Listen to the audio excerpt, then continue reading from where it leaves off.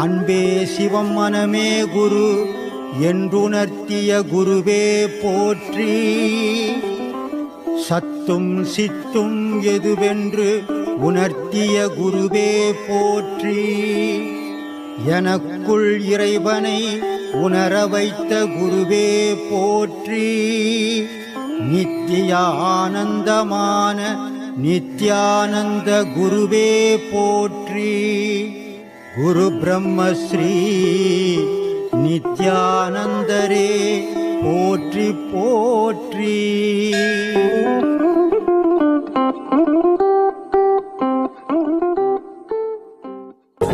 காசுக்காகவோ பணத்துக்காகவோ அவங்களுடைய செயல் இல்லை. உலக மக்களுக்கு நன்மை தெரியணுன்றதுக்காக, நல்லது தெரியணும், நல்லதை தெரிஞ்சுக்கணும், ஒரு புனிதமான செயலை செய்துன்னு இருக்கிறாங்க. இதை பார்க்கக்கூடிய ரசிகர்கள் அத்தனை பேரும் இதை பாருங்கள், அவங்களுக்கு சப்ஸ்கிரைப் பண்ணுங்கள். அது அவங்கள இன்னும் மேலும் மேலும் ஊக்கப்படுத்துறதுக்கு ஒரு வழியாக இருக்கும். இதை உங்களை தாழ்மையோடு நான் கேட்டுக்கிறேன். ரொம்ப நன்றி, வணக்கம்.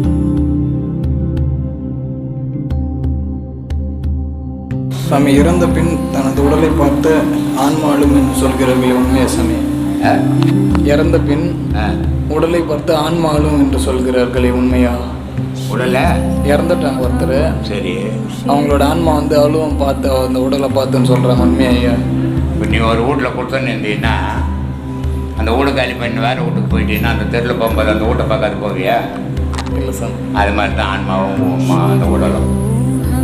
ஒரு சில கோயிலுக்கு சென்றால் மறுபிறப்பு இல்லை என்று சொல்கிறார்கள், மற்றும் ஒரு சில கோயிலுக்கு சென்றால் மறுபிறப்பு இல்லை மற்றும் பல பிறவிகள் புண்ணியம் செய்திருந்தால் தான் சிவன் கோயிலில் சென்று விளக்கேற்ற முடியும் என்று சொல்கிறார்களே, உண்மை? வசூல் பண்ணுறதுக்கு சொல்கிற விஷயம் அது. எந்த கோயிலுக்கு போனாலும் பிறப்பு உண்டு. உலகத்தில் இருக்கிற அத்தனை கோயிலுக்கு போனாலும் நீ பிறந்துக்கினே இருப்ப. உன் மனசு எப்போ வெளியே போதோ அப்போவே உனக்கு பிறப்பு வந்துக்கினே இருக்கும். வெளியே போகாமல் உன்னையே நீ அறிஞ்சு உனக்குள்ளவே நின்னா தான் பிறப்பாக இருக்க முடியும். பிறப்பாக இருக்கணும்னா தாயை நினைக்கக்கூடாது, தகப்பனை நினைக்கக்கூடாது, சொத்தை நினைக்கக்கூடாது, சொந்தத்தை நினைக்கக்கூடாது. அவனால் மட்டும்தான் பிறப்பாக இருக்க முடியும். இதையெல்லாம் வச்சுன்னுக்கிறவனால பிறப்பாக இருக்க முடியாது. சும்மா ஏமாற்றினோன்னா இருக்கலாம். அதில் ரமண மகரிஷி திருவண்ணாமலைக்கு வந்துட்டார் 13 வயசில். அவர் அவங்க அம்மா எல்லாம் தேடி தேடி எங்கெங்கேயோ அலைஞ்சி வந்து கட்சியில் திருவண்ணாமலையில் இருக்கிறாருன்னு சொன்னாங்க. வந்து பார்த்தாக்கா அவர் ஒரு பிராமணன். அவர் என்ன பண்ணார், பாக்கெட்டில் 2.25 ரூபாய் இருக்குது. மதுரையிலேருந்து கிளம்பும்போது அந்த 2.25 ரூபாவை கூட பாக்கெட்டில் வச்சுக்காத கொளத்தில் தூக்கி போட்டுட்டு, ஷர்ட்டை தூக்கி போட்டுட்டு, வேஸ்ட்டை கீச்சு கோமணம் கட்டிக்கின்னு உட்காந்தார். நம்மளால் முடியுமா? பிறப்பா இருக்கு, அவங்களால முடியும், நம்மளால முடியுமா? நீ இதுலேருந்து குடியாத்தத்துலேருந்து இங்கே வரணுன்னா ட்ரெஸ் பண்ணிக்கின்னு வர முடியுமா? ஏன்னா ட்ரெயினில் பார்க்குறாங்க, ஊரில் பார்க்குறாங்க, தெருவில் பார்க்குறாங்க, ஆசிரமத்தில் பார்க்குறாங்க. இவ்வளோ எண்ணங்கள் நம்மளை மோதிக்கினே இருக்குது. அதனால் எல்லாம் சாத்தியம் இல்லாத விஷயம். அப்படிப்பட்ட அம்மா வந்து கேட்கும்போது சொல்கிறாரு, அவங்க அழுகுறாங்க, கத்துறாங்க, கதறாங்க, மயக்கமாயி விழுந்துடுறாங்க. பேசவே இல்லை அவர். உங்கள் அம்மாவுக்கு பேசாதுட்டே நீ? உங்கள் அம்மா ஒரு நாள் பேசலனாவே ஏமா இந்தம்மா 15,000 ரூபாய் நான் சம்பளம் வாங்கிட்டு வந்தம்மான்னு கொடுத்துட்டு அழுகுறிய.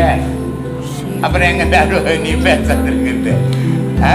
அதனால் இதெல்லாம் சாத்தியம் இல்லாத விஷயம். ஏன்னா மகான்கள் விஷயத்தையும் மனுஷனுக்கும் ஒன்றாக்கிங்காதீங்க. அவர் சொல்கிறார், ஒரு எல்லாரும் பக்கத்தில் இருக்கிறவங்க கேட்குறாங்க, என்ன சாமி ஒரு பெத்த தாய் இப்படி அழுது கதறி கத்தி விழுந்துட்டாங்களே, அவங்களுக்கு ஒரு பதில் சொல்ல வரணும் போது ஒரு பேப்பர் எடுத்து எழுதுறாரு, நீ வந்த வழியை பார்த்து நீ போ, நான் வந்த வழியை பார்த்து நீ இப்போ நான் போகிறேன்ட்டு சொல்ல முடியுமா உன்னால்? அதனால் மகானையும் மனுஷனையும் ஒன்றாக்காதீங்க. மகான்றவன் உயர்ந்தவன், மனுஷன்றவன் தாழ்ந்தவன். அதனால் மனுஷனுடைய வாழ்வே வேறு. ஆசையில் வாழறவன், அவன் ஆசையை அற்று வாழறவன். ஆசையை அற்று வாழறவன் கூட ஆசையோடு வாழறவன் போய் ஒட்டக்கூடாது. எண்ணெயும் தண்ணீரும் ஒட்டாத மாதிரி அது. அதனால் அவங்க வாழ்க்கை வேறு, நம்ம வாழ்க்கை வேறு. சொல்லு சாமி, சிவலிங்கத்தின் மீது பாம்பு இருப்பதற்கான காரணம்? சிவலிங்கத்தின் மீது பாம்பு இருப்பதற்கான காரணம்? சிவலிங்கத்து மேலே பாம்பு இருக்கிறதுக்கு காரணம் சாமி? எங்கே இருக்குது சிவலிங்கத்து மேலே பாம்பு? கோயிலெல்லாம். கோயிலில் இருக்குதா? ஐயரை போய் கேள்வி சொல்லுவான். நான் வைக்கிறது இல்லை பாம்பெல்லாம். ஏன்னா நான் எனக்குள்ளே இருக்கிற பாம்பே நான் ஒன்றும் பிடிக்கல. எனக்குள்ளே ஒரு பாம்பு இருக்குது. அந்த பாம்பை நான் பிடிச்சாதான் எனக்கு மோட்சம்லாம். அந்த பாம்பையே பிடிக்க முடியல. சிவலிங்கத்துக்கு மேலே இருக்கிற பாம்பை நான் எங்கே போய் பிடிக்கிறது? ஒவ்வொரு மனுஷனும் அவனுக்குள்ள இருக்கிற பாம்பை பிடிக்கணும். அதான் குண்டலி பாம்புன்றது. அதை பிடிக்க தெரியாத ஊரில் இருக்கிற பாம்பெல்லாம் பேசி நிதினா வீணாக போடுவேன். அதெல்லாம் தூக்கி போடு. சாமி ருத்ராட்சம் சிவபெருமான நெற்றுக்கண்ணில். ஆமாம், அவர் கட்டி தெரிஞ்சா நீ போய் பார்த்துட்டு வந்த. இல்லை எவன் பார்த்துவேன்? இவன் வேலை இல்லாத கட்டின்னு வேஷம் கட்டின்னு தெரியுறான். உத்ராட்சம் கட்டின்னு ஊர் பட்டது. ஒவ்வொருத்த கழுத்துலையும் பார்த்தீங்கன்னா ஒரு 10,000 ரூபாய் உத்ராட்சம் இருக்கும் பொழுது. விற்றா கூட வண்டி கூட்டம் விட்டுட்டு வரும் பொழுது. அதனால் உத்ராட்சம் போகிறதால கடவுள் வரமாட்டார். உள்ளத்தை சீர் பண்ணுங்க, கடவுள் வருவார். உத்ராட்சத்தால் கடவுள் வரமாட்டார். சாமி தெய்வ குத்தம் என்ன சாமி? தெய்வ குத்தம். சாமி குத்தம் என்ன? சாமி பக்தனா? சாமி குத்தம். தெய்வ குத்தம் என்ன சாமி? தெய்வ குத்தமா? நீ இப்போ திருப்பதிக்கு வரேன்னு பராத்துக்குன்னு துட்டு இல்லை போகல, அடுத்த மாதம் போகலான்னு போய்கினே இருந்தீங்கன்னா கல் காலில் போய் அடிச்சிடும், நகைலாம் பேத்துக்கும். உடனே நீ என்ன சொல்ல, தெய்வ குத்தமாக திருப்பதிக்கு வரேன்னு சொன்ன பராத்துக்கு நான் போகல, அதனால நகம் பேத்து வச்சு பெருமாள் வந்து பேத்தாருன்ட்டு. இதுதான் தெய்வ குத்தம். சாமி ஆத்ம ஞானம்னா என்ன சாமி? ஆத்ம ஞானம்ன்றது நீ அடையும் போது தெரிஞ்சுப்ப. அதுக்கு தான் இங்கே உபதேசம் கொடுக்குறோம். ஆகா புலைய நடி அஞ்ஞானம் தான் பேசி சாகா தலையறியேன் தன்னறிவு தான் அறியேன் வேகா காலறியேன் விதி மோசமானே நடி நோகாமல் நொந்தல்லுவேன் கண்ணம்மா நொடியில் மெழுகானேன். இதான் இவ்வளோ நேரம் கேட்டு நிந்திய அஞ்ஞானம் பேசினுக்கிறேன்ட்டு. சிவன் லிங்கத்து மேலே பாம்புக்குது, தெய்வ குத்தம் என்னன்னு, இதெல்லாம் அஞ்ஞானம். இதெல்லாம் பேசுகிறவங்களுக்கு ஞானம் வராதுன்றார் அவர். அதனால் வேகா கால், போகா புனல், சாகா கால், போகா புனல், வேகா தலை, இது 3 பிடிக்கணுண்டா. இதுதான் அகார உகார மகாரம். இந்த 3 பிடிச்சா தாண்டா உனக்கு மோட்சம். அதை விட்டுப்பட்டு நீ பொய்யான விஷயத்தெல்லாம் பேசின்னு தெரியாதுன்னு. பாம்பு ஏன் வந்தது, தெய்வ குத்தம் ஏன் வந்ததுன்னு தெரியாது, தெரிஞ்சின்னா ஞானம் வராது அப்படின்னாரு. என்னை எனக்கறிய இருவினையும் ஈடழித்து தன்னை அறியுமிடம் தான் அறிந்து கொண்டே நடி தன்னை அறியுமிடம் தான் இருந்து கொண்ட பின் என்னை அறியாமல் என் கண்ணம்மா இருந்தேனே ஒரு வழியா. ஆமாம், நீ எப்போ உன்னாரியறியோ வேலைக்கு போக மாட்டேன். எப்போ உன்னாரியறியோ உங்கள் சொந்த பந்தம் தெரியாது. எப்போ உன்னறியறியோ ஊர் இது என் ஊர் இது என் ஊடுன்னு சொல்ல மாட்டேன்.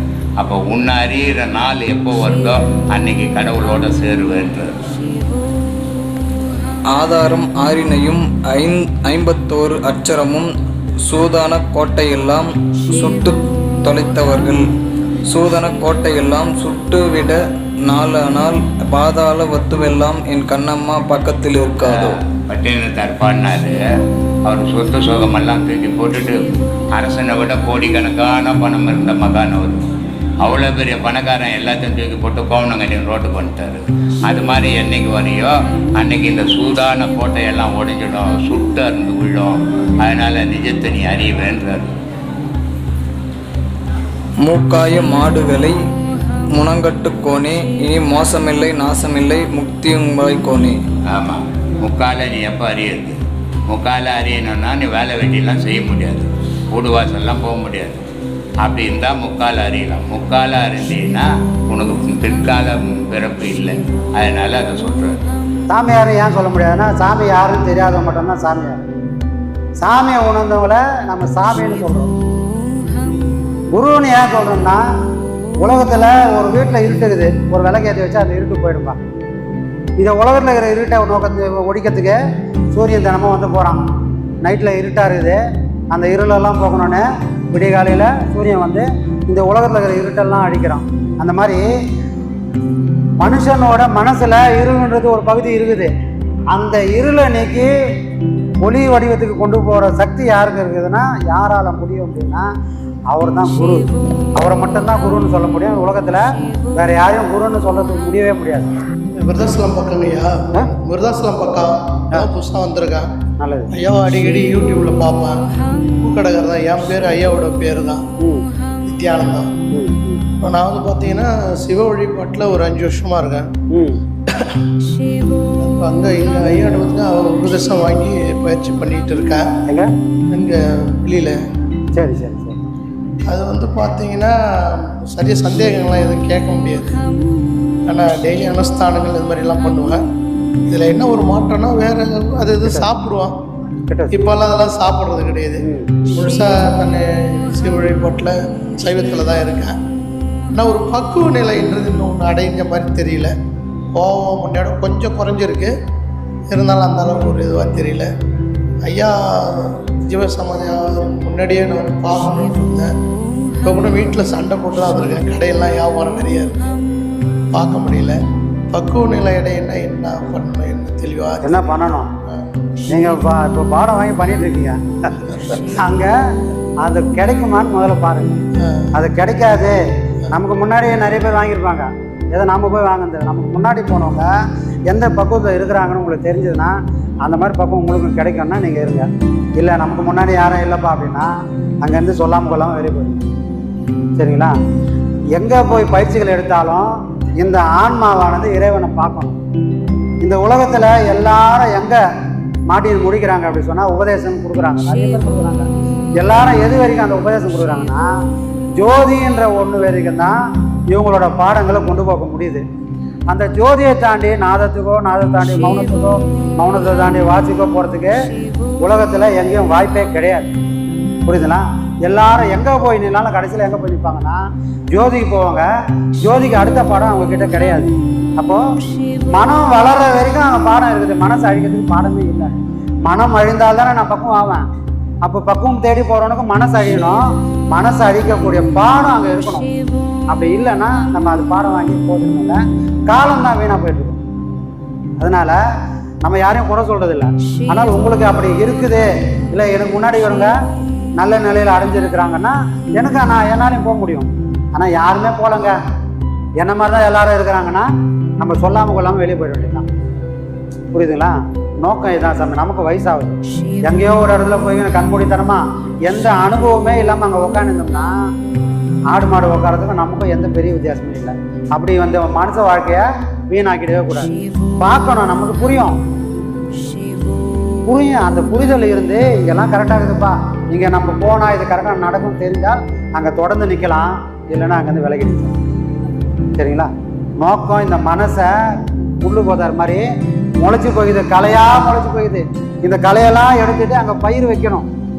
யாரை பயிர் வைக்கணும்? இறைவன்றவனை அங்கே பயிர் போடணும்.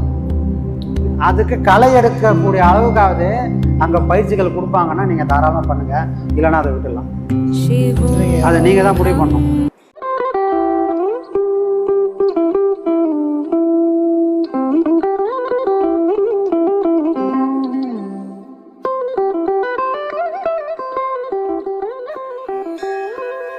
அன்பே சிவம் மனமே குரு என்றுணர்த்திய குருவே போற்றி. சத்தும் சித்தும் எதுவென்று உணர்த்திய குருவே போற்றி. எனக்குள் இறைவனை உணர வைத்த குருவே போற்றி. நித்திய ஆனந்தமான நித்யானந்த குருவே போற்றி. குரு பிரம்மஸ்ரீ நித்யானந்தரே போற்றி போற்றி.